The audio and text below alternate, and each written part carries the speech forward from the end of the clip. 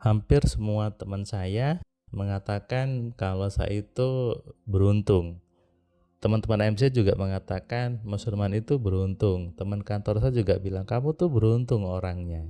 Teman saya SD ketemu saya, kamu tuh beruntung orangnya. Apakah keberuntungan itu takdir ataukah bisa dibuat? Nah, saya ingin mengulik sedikit tentang keberuntungan. Kita bahas ya di audio video kali ini.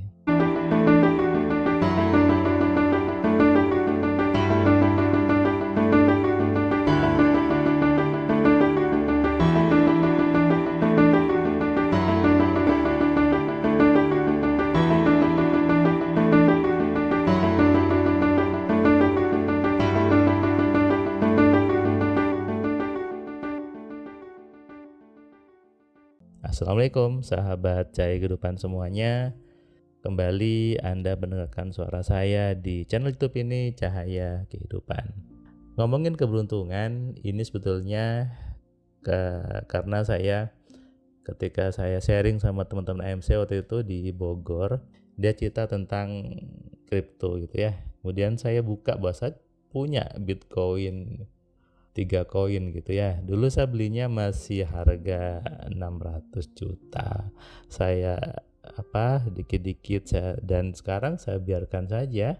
Dan mereka bilang, Mas Firman kok beruntung ya, dulu belinya pas harga murah, sekarang Bitcoinnya berapa sudah dijual Mas. Kemudian ada teman saya lagi di kantor yang bilang, kamu itu beruntung ya, naik jabatan tapi tidak terlihat mengejar jabatan itu.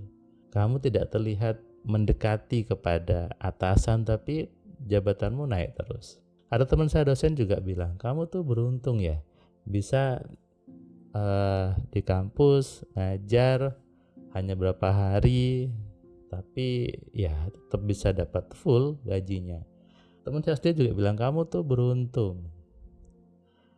Menurut saya, ya, saya sebagai pelakunya saya bilang ya karena saya berpikir sebetulnya.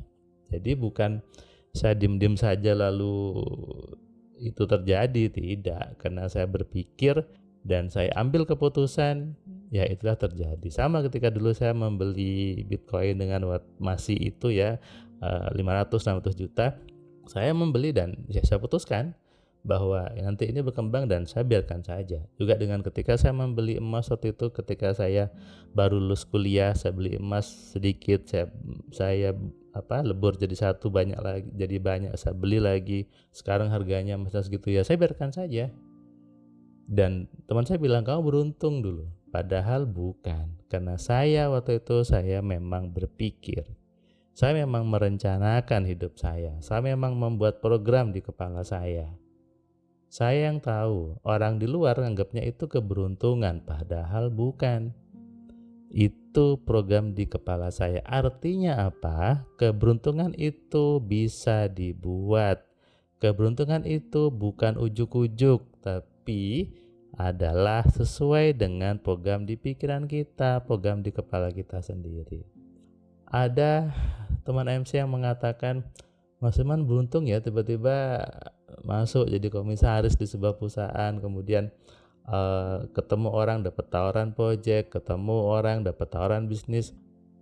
Itu bukan kebetulan, itu adalah kebenaran. Saya sering bilang bahwa tidak ada kebetulan di hidup kita, tidak ada sesuatu yang terjadi itu tiba-tiba, tidak ada sebetulnya.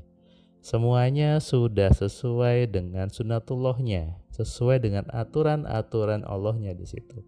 Dan itu adalah bermula dari program di kepala saya, program di pikiran saya sebetulnya. Saya selalu mengatakan itu pikiran, dan pikiran. Harusnya ketika Anda memahami, merenung yang saya ucapkan, Anda harusnya sampai di sebuah level bahwa pikiran itu yang buat Tuhan. Kita ini yang buat Tuhan. Kita diberikan pembeda oleh Tuhan adalah punya pikiran. Sehingga apa? Sehingga bisa menggunakan pikiran itu dengan baik, bisa menggunakan pikiran itu dengan benar di situ. Nah, inilah kemudian orang bilang itu keberuntungan. Oh, kamu beruntung, Fir. Kamu itu masuk manusia beruntung makanya bisa ada di banyak aktivitas, kamu bisa punya rumah bagus, bisa punya rumah 5, bisa punya tanah yang banyak, itu kamu beruntung. Ini kan penilaian luar, saya yang mengerjakan, saya yang melakukan itu, saya tahu bahwa saya emang berpikir, saya emang membuat sebuah plan di hidup saya mengatur program di kepala saya menata pikiran saya satu demi satu, saya tata semua step demi step dan ya terjadi sekarang. Ketika sekarang orang melihat bahwa oh kamu enak sudah di level itu di kantor, sudah punya rumah, sudah punya tambak, kemudian kebun dan sebagainya. Ya itu adalah hasil dari saya membangun program-program di kepala saya. Dan itulah kenapa saya sering mengatakan bahwa kenapa orang maaf yang miskin itu susah kayanya, karena mereka tidak sibuk menata pikirannya. Mereka tidak sibuk untuk memprogram dirinya sendiri. Tapi apa? Mereka sibuk untuk mencari keluar dirinya, mencari aktivasi, mencari buka-buka portal energi, mencari sesuatu yang ribet sebetulnya. Padahal Allah itu menciptakan kita itu untuk menjadi makhluk yang simpel, makhluk yang praktis, tidak perlu sesuatu yang ribet. Tapi mungkin ya karena ada sebuah istilah nih, kalau bisa dibuat susah, kena ya dibuat susah saja gitu ya, mungkin ada seperti itu. Artinya ya kenapa harus langsung, kalau bisa diputar-putar dulu, artinya dibuka dulu cakranya, masuk ke level 1, disuruh baca dulu wiritannya, itu kan dibuat susah sebetulnya. Tapi sekali lagi banyak orang yang memang butuh seperti itu dulu, banyak orang yang memang harus dibuat susah dulu. Ini karena bentukan dari lingkungan sebelumnya, bahwa kalau tidak susah, kalau tidak ribet, itu tidak akan berhasil. Mana bisa dengan dengan sederhana bisa dapat yang besar, bagaimana bisa dengan sesuatu yang simpel bisa dapat yang lebih banyak. Nah, konsep ini yang sebetulnya ditanamkan oleh penjajah. Kalau Anda sadar itu konsepnya penjajah, kalau mau makan harus kerja dulu, kerja romusa dulu, harus nanam dulu, baru bisa makan dan sebagainya. Ini adalah mindset penjajah yang ditanamkan selama penjajahan dan terus dianggap sebuah kebenaran. Sehingga kalau tidak ribet itu ya tidak bisa. Kalau tidak ada sesuatu yang harus butuh berkorban, butuh air mata itu ya tidak bisa. Padahal Allah itu Maha Pengasih, Maha Penyayang. Saya pernah diundang di sebuah podcast. Apa yang Mas Firman sebut tentang Allahnya? Saya hanya bilang bahwa Allah itu Maha Pengasih dan Maha Penyayang. Kenapa itu? Ya karena kita disarankan untuk menyebut itu. Dan itu sudah meliputi semuanya, bahwa ketika Anda menerima kalau Tuhan itu Maha Pengasih, Maha Penyayang, harusnya Anda juga mau menerima dong bahwa hidup ini memang dibuat simpel sama Tuhan, memang dibuat praktis sama Allah. Lalu kenapa Anda sibuk lewat jalan yang berbelok-belok? Kenapa Anda sibuk untuk melakukan berbagai ritual yang berbelok-belok itu? Apakah itu salah? Ya tidak salah, tidak apa-apa seperti itu. Tapi kan kasihan, kalau bisa ada jalan yang lebih cepat, kenapa harus lewat yang belok-belok di situ? Kalau bisa lewat jalan tol, kenapa harus lewat jalan yang lain? Ya itu pilihan Anda sebetulnya. Apakah mau nyaman dengan proses yang ritual, mengulang berkali-kali, kemudian harus berpuasa, lalu bertapa dan sebagainya?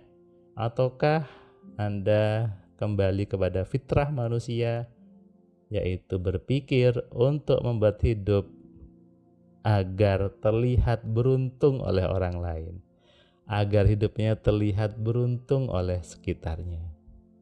Satu yang selalu saya ucapkan bahwa yang saya percaya Allah itu Maha Pengasih, Maha Penyayang. Anda setuju dengan saya? Anda jawab di komentar bahwa saya setuju. Salam dari saya, salam sehat, salam kaya, salam cerdas. Dari saya Firman Pratama. Assalamualaikum. Terima kasih buat kalian yang sudah nonton video saya dari awal sampai yang video terakhir. Saya ucapkan terima kasih, dan kamu yang belum subscribe, kamu subscribe ya.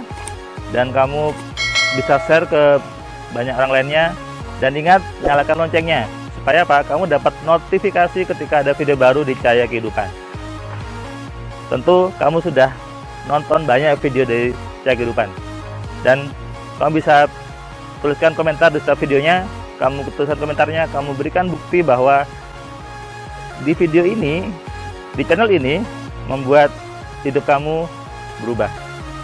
Sehingga kalau kamu ingin hidup kamu berubah, atau kamu ingin teman kamu hidupnya berubah, maka kamu sarankan mereka untuk nonton di Cahaya Kehidupan.